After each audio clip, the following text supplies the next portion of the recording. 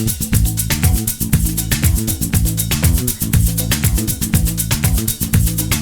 Alec. What's up, guys? It's Alec Torelli. Welcome to an episode of Ask Alec from the Rosewood Hotel in Cordoval. This place is absolutely beautiful. If you are ever in the Bay Area, highly recommend you check this out. Not being paid to say this, but I absolutely love this place.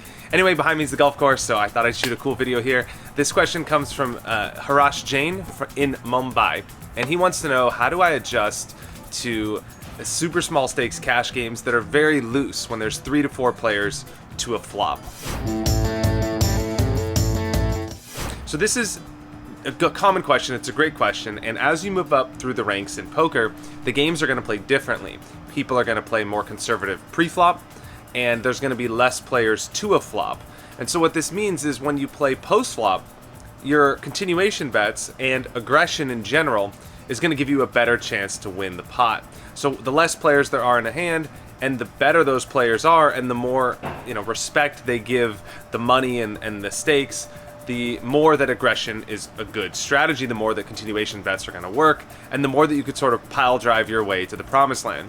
But things change a bit when you move down or you play really small stakes, and there's a lot of players in the pot pre-flop. There's 3 to 4 players to a flop, and generally post-flop they don't fold as much because they're in there with garbage hands. They're calling for gut shot straights. They're not really playing the odds. They're just there to gamble.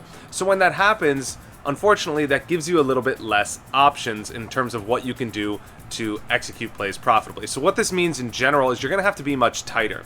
You want to play more solid hands pre-flop, and hands like suited connectors go down in value.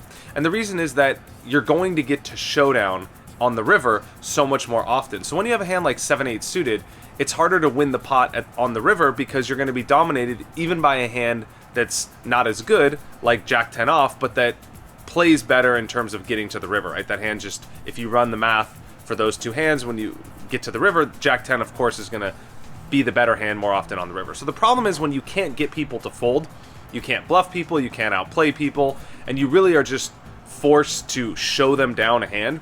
You got to play what's called a linear range, which means you got to play hands in the top 10, 15, 20% of the deck. So the way to adjust is this. You want to play much stronger hands pre-flop and hands that are going to win at showdown, and you basically want to play a more ABC game of poker. You want to c-bet less often, and you want to be applying pressure post-flop in spots when your hand is much stronger than the range of hands that your opponents can have. So if you're betting into 3 or 4 people, you're going to be at a disadvantage, and you can't really do that with like a gut shot or 2 overs just because you raised pre-flop. So that logic sort of goes out the window when your opponents aren't folding. So the other adjustment I would make is just to be more aware of which players are going to adhere to this strategy. So sometimes, even in the small stakes games, not everybody is going to be playing absolutely crazy. There's going to be 2 or 3 players at the table that are actually really there trying to win, or maybe they're just conservative players by nature. And those are the players that you can apply a little bit more higher level or a little bit more aggression towards and still use that as a winning strategy. So always don't take anything at face value and apply different strategies to different opponents. You want to customize this to all 8 other players at the table, just depending on the game flow.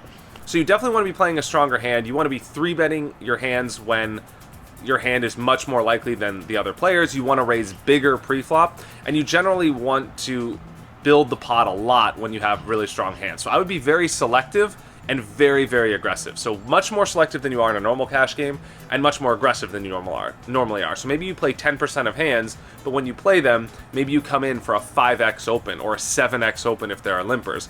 And post-flop, maybe you don't c-bet that often, but when you do, you bet close to the size of the pot.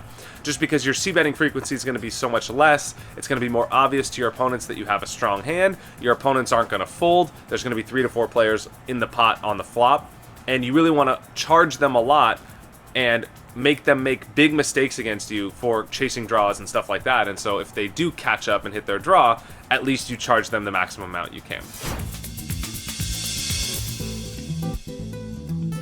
So those are some of the adjustments that I would recommend making in smaller stakes, but I'd love to hear from you guys. Like, leave me a comment below, let me know what works for you guys. I know a lot of you guys out there have a ton of experience playing games like 1-3 and 2-5 Nolan Hold'em that just play different than some of the bigger games. So I'd love to hear from you guys. Leave me your thoughts in a comment below. I sincerely read everyone, and there's a super active community of people that are sharing their insights as well. So I know everyone would love to hear from you guys, and leave me a comment, let me know your thoughts, and I'd appreciate everything. Thanks a lot for watching this video. If you liked it, give it a thumbs up, subscribe to my channel, putting out more content soon, and I'll see you guys next time on Ask Alec. Cheers.